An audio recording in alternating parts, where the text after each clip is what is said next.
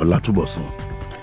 First, the main items. INEC confirms fire in its LAOLU office in Imo State. Kenya declares national mourning for former President Arap Moi. United Nations raises alarm over rising cases of cancer in low-income countries on occasion of World Cancer Day. And in sports, Turkish side Trabzonspor condemned racial abuse at Nigeria's international Michael Obi.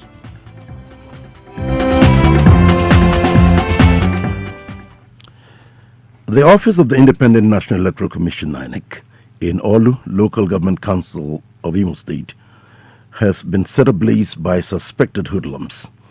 This is coming barely months after the Supreme Court sacked Emeka Ihedioha and installed Hope Uzodimma as governor of the state.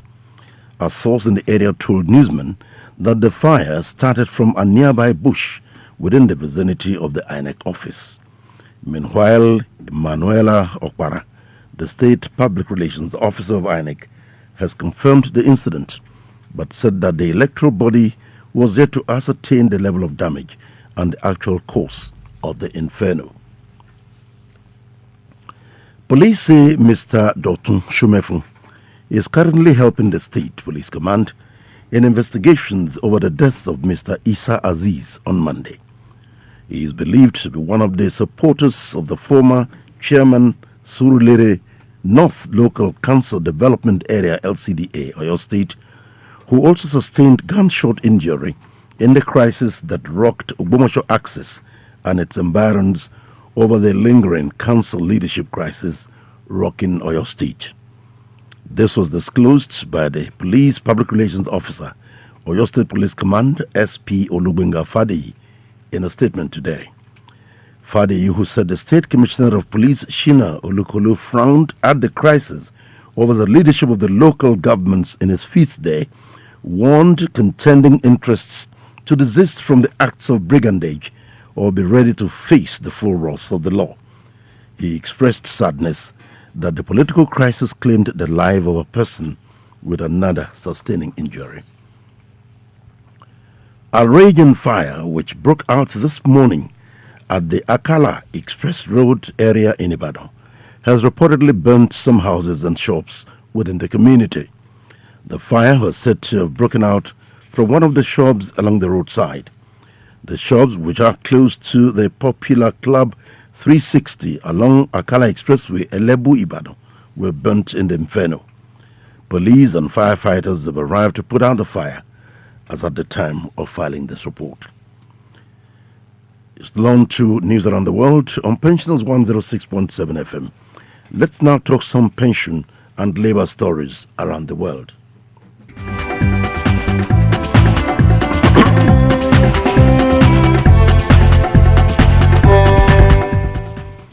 Organized labor in Niger State has directed workers to embark on an indefinite strike from February 4 over non-implementation of the new national minimum wage and other entitlements. The directive was contained in a statement jointly signed by Mr. Yakubu Garba, Chairman Nigeria Labour Congress NLC in the state, and his Trade Union Congress TUC counterpart, Yunusa Tanim in Minna. According to the statement, organized labor in the state had met at an emergency joint state executive council on January 29 to resolve on a notice of 21-day ultimatum of strike earlier issued to the government on January 3, 2020. The statement said the strike would be comprehensive and shall remain in force till the state government demonstrates a clear and adequate commitment to tackling lingering issues bordering on workers' welfare. The Academic Staff Union of Universities, ASU, says it has not ruled out the possibility of going on strike despite the federal government's payment of lecturers' salaries. The president of ASU, Professor Biodun Ogunyemi, in an interview in Abuja, said enrollment for the Integrated Payroll and Personnel Information System, IPPIS, was not the only disagreement between the federal government and the union. Ogunyemi said the federal government in 2019 signed a memorandum of action with the union but has not implemented 5 major areas of the agreement. France's trains may be running again, but the discontent over the government's pension reforms still hangs thick in the air as a waste disposal strike begins to bite.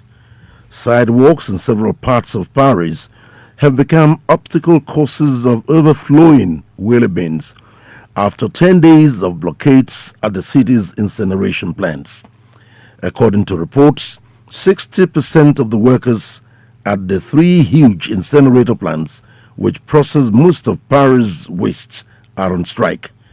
The majority of the city's waste collectors are not on strike, but with the plants partially closed and the ovens turned off, there is nowhere to take the garbage. You still on to news around the world on Pensioners 106.7 FM Ibadan. Now to some other stories.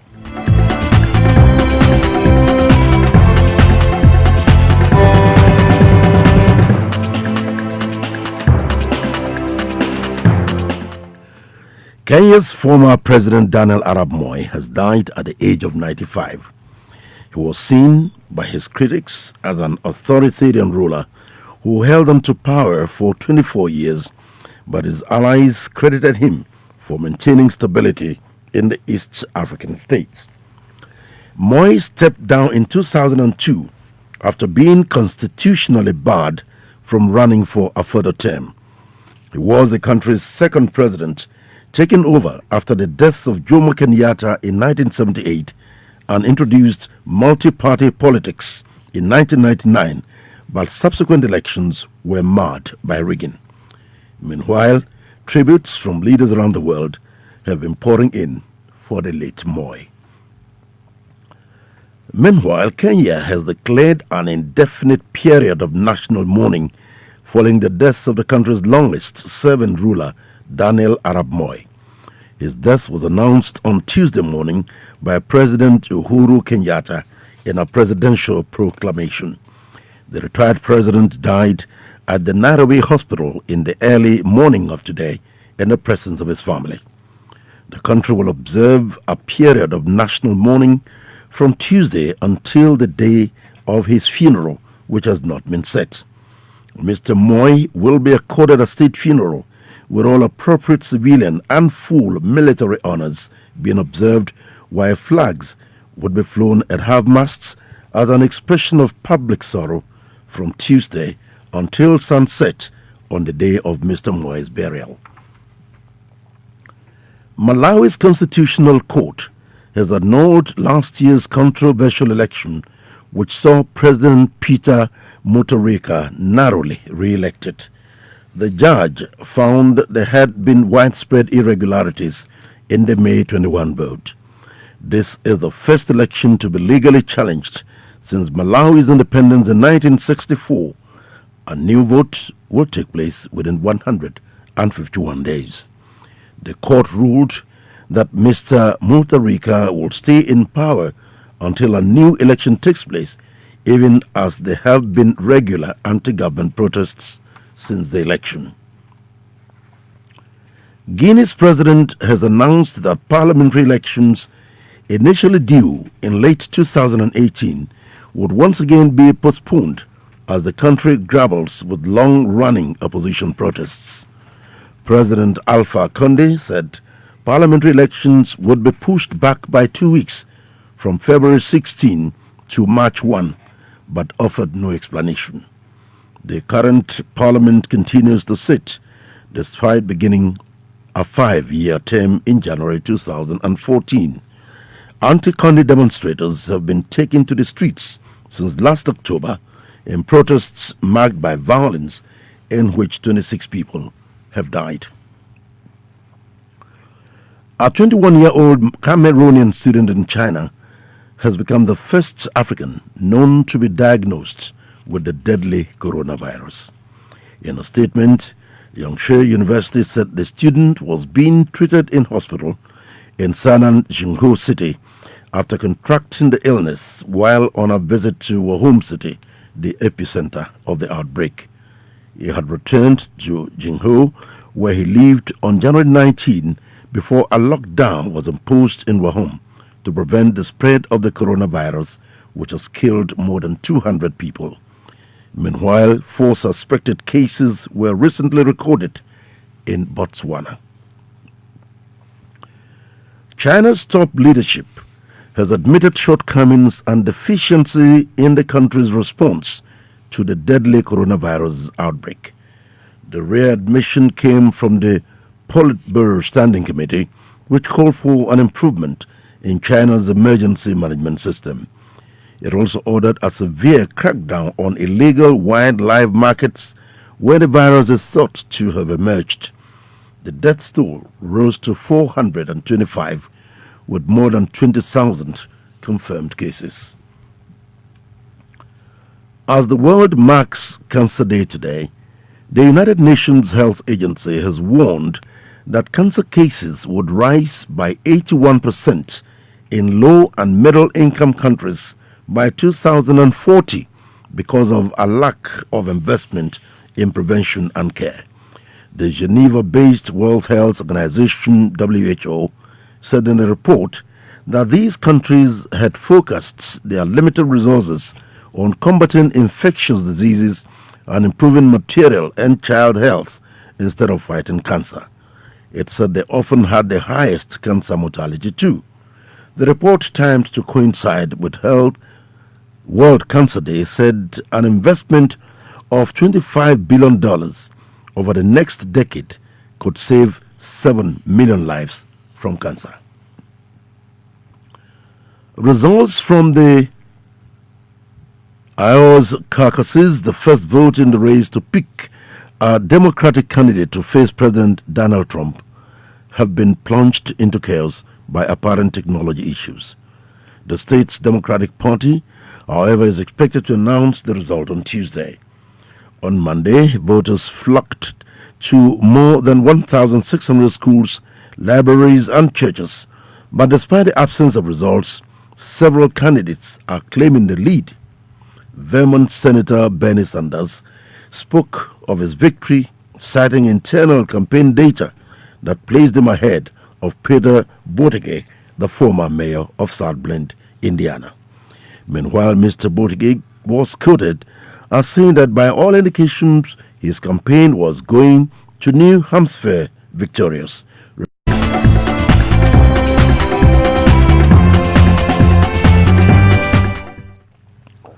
Power couple Jay-Z and Beyonce have been tagged as disrespectful after drawing attention on Sunday while attending Super Bowl Live for staying seated during the performance of the national anthem. The Carters, along with their daughter, Blue Ivy, were photographed sitting during Demi Lovato's anthem performance ahead of Sunday's big game at the Hard Rock Stadium in Miami Gardens, Florida, and Twitter users were not having it. Demi Lovato's anthem rendition amazed everyone, but it looks like the Carters either did not care enough to support Lovato or were trying to make a political statement.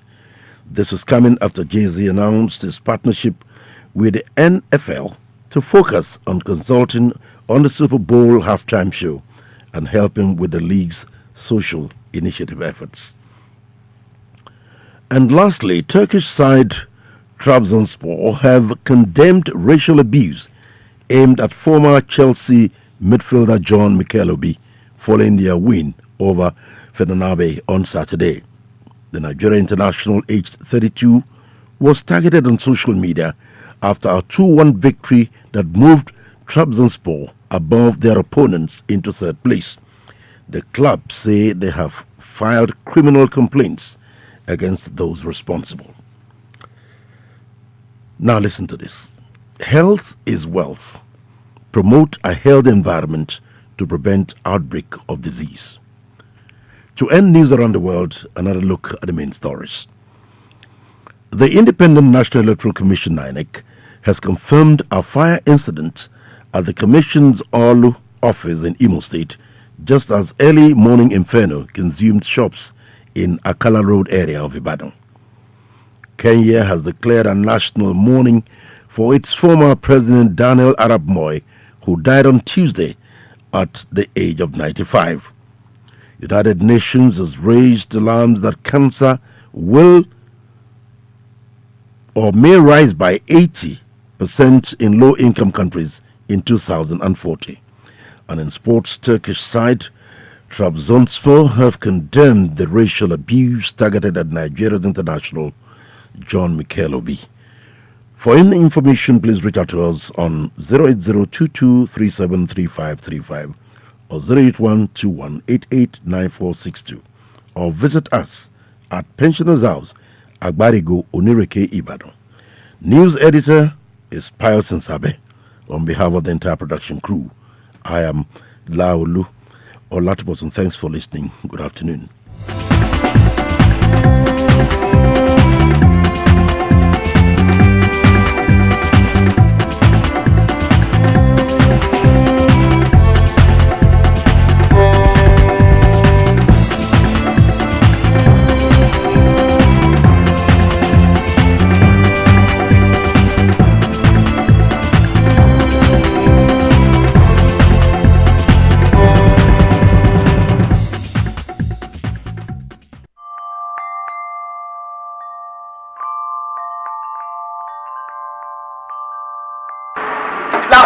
Akínọlá ìwọ onígbòjú èmi ọmọdé mi bẹ lórí rẹ sọ fún mi jẹ oyè mi sọrí èmi ọmọdé bẹ lórí mi ó pélébè tẹ ìwọ jẹ ká lọ fọdù orí àgbà.